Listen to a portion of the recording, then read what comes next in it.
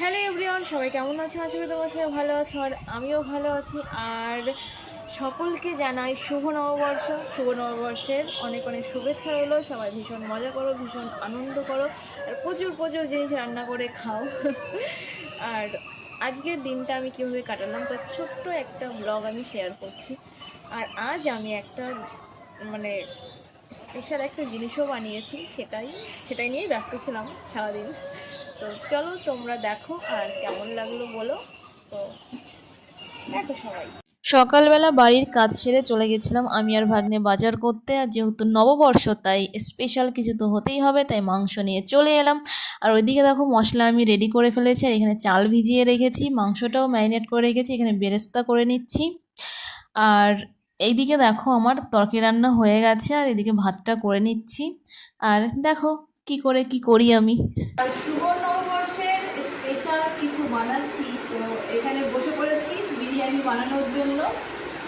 চলো স্টার্ট করি। অনেক দিন পর বানাচ্ছি। আছে আমাদের বাড়িতে কিছু মানুষ পাগল করে দিচ্ছে বিরিয়ানি খাবো।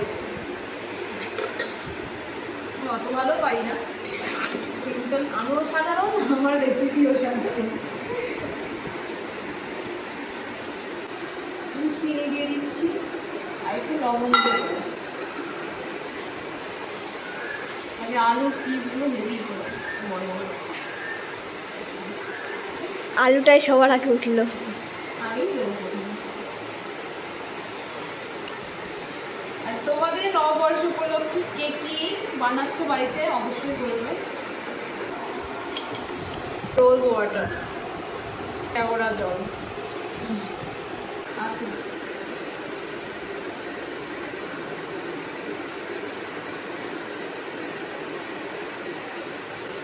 কালার কি কালার কি ভুলে যাচ্ছে কিন্তু। চলো ফটাফট বানিয়ে তারপরে আসছি। স্নান সেরে চলে এলাম, আর এখানে আমার বিরিয়ানিও রেডি হয়ে গেছে, তাই একটু গামলায় ঢেলে ঠিকঠাক মতো একটু মিশিয়ে নিচ্ছি। আর ওরাও বসে পড়েছে খেতে, তো সবাইকে পরিবেশন করে দিচ্ছি। বল কেমন লাগছে বল। ভালো। বল। দারুণ।